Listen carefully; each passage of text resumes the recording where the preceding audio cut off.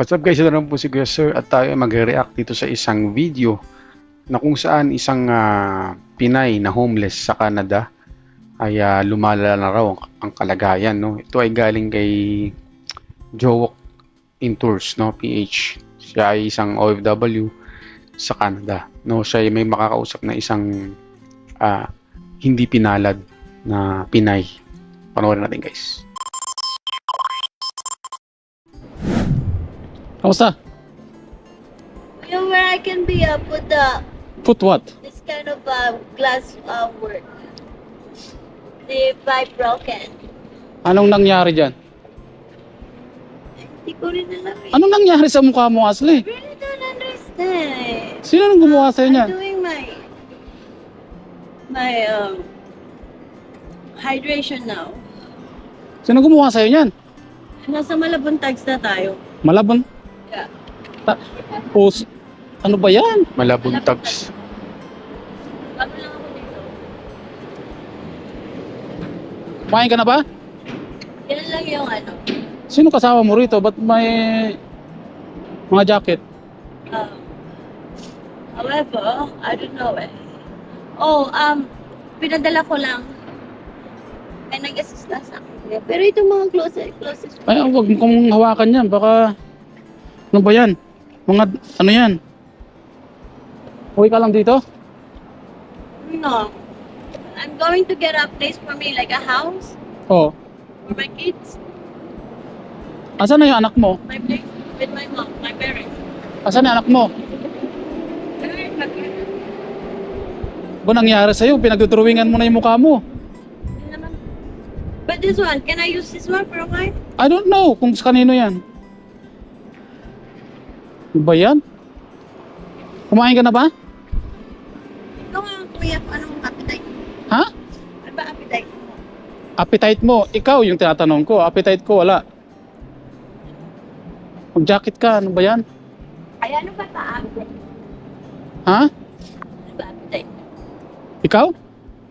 Ako? Gusto niyo Mag? yayo? Ano ba yung tsura mo? Pinagdodrawingan mo, pati mukha mo, pinagdodrawingan mo na. Diyos ko po. Gusto mo bang kumain? Ha? Ha? Ito guys, isa to sa mga truth, no, na nakatago sa mukha ng kagandahan ng Canada.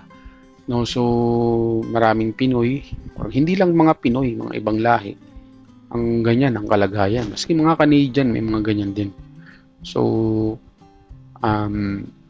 yung mga tao na hindi pinalad, mga OFW, mga banyaga na galing sa iba't ibang bansa na nagtrabaho diyan at hindi kinaya, no, yung pressure ng Canada, ay ganyan ang kinahantungan. No? Kaysa umuwi sila ng Pilipinas na walang-wala, mas pinili na nila maging palaboy-laboy sa kalsada. So napaka-unfortunate nito. Kaya ako guys, balak ko na talaga mag-Canada, pero minsan may parang pumipigil sa akin na i-pursue kasi nga parang hindi pa siya binibigay ng pagkakataon. Kumbaga hindi ko na siya muna hahabulin. Kung may chance or may pagkakataon or may opportunity, di ba? Saan natin i-grab.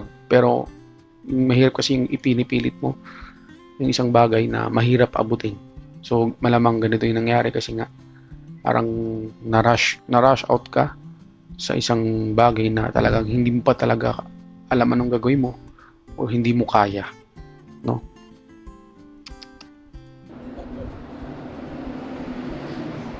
Gusto mong kumain? Ano man nagdad ko yun? Opo. O bilang kita ng pagkain? Bilan nyo na lang ako, kuya. Antayin mo ako dito? Yeah. Ha? Baka naman mawala ka. I can walk right now. Anong gusto mo? Rice and chicken? Ha? Ha? Yeah. Antayin mo ako dito? Yes. Kahit anong mangyari o may security. Shawarma? Kaso may security guard na, paalisin ka na dito. Yeah. Para alam nila yung ginagawa ko na nasa school ako. Hindi yung inisturbo nila ako na pati English. Kailangan pa nilang yalo sa akin. Tara, oy, doon tayo kasi private property daw to. I'm just going to pick up my they got me suspended. I don't have a place to stay. No, Did you- but this is a private property, so we don't let you sit here. You Yeah, can go and sit here. No, I will get out You know, in so there. I just Tara. I came back to here, you know. I can explain everything. You guys could explain to the police officers. No, you can explain. Or it, however- I don't have the right. Tara, bilang na lang tayo pagkain, wag ka dito. Bawal dito. Tara. Wait. Thank you. I will buy food. Yeah. Tara na, bawal dito. Huwag ka na dito. Kanino ba yan? Huwag mo nang dalhin niya kung kanino yan. At kanino ba yan? Bibigay ko na lang yun. Could I Grabing ask kalagayan, no? Yeah. Kasi kailangan ko magbaba.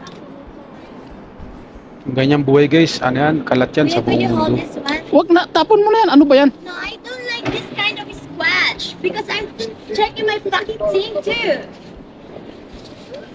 You can, Sorry about that. Yeah, I know. You guys can wait too, you know. Just being fair here. You guys can. Pinapaalis na sila rito kasi bawal talaga rito eh. Ano to eh, Bawali Campos. So, Itong isang to guys, so para silang may mga something, no? We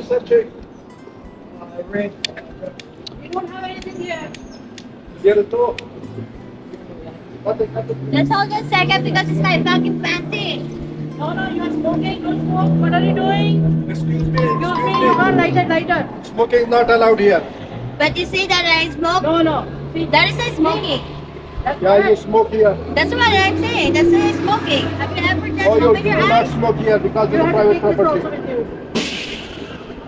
Take everything with you. Make me Kababayan natin, ano na nangyayari? I don't give a damn. I paid my shit. Okay, great. No sitting, no stopping, no fucking resting. Yeah, thank you for inviting me here. Fuck. These Ayan na guys sila, are no? mine. Guys, no, may mental problem na. Hirap yun.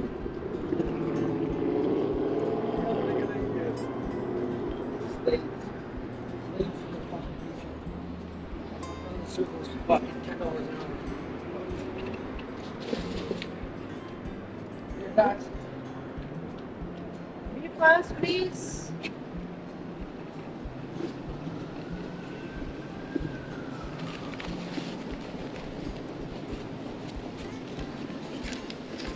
Tagal niya magligpit eh.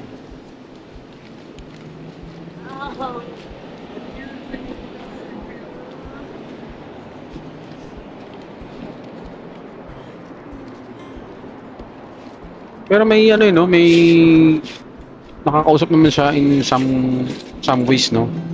Nakakaintindi naman siya kahit paano.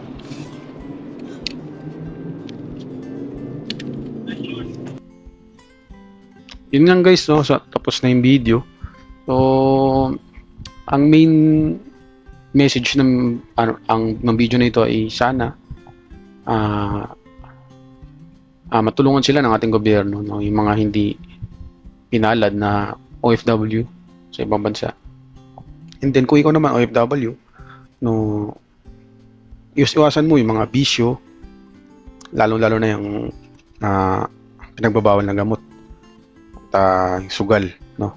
So yan yung mga sigurado magpapabagsak sa'yo in the future kung sakaling mag-OFW ka.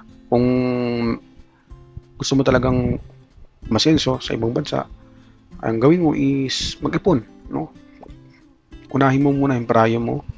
Unahin yung pamilya mo, no? Walang iba.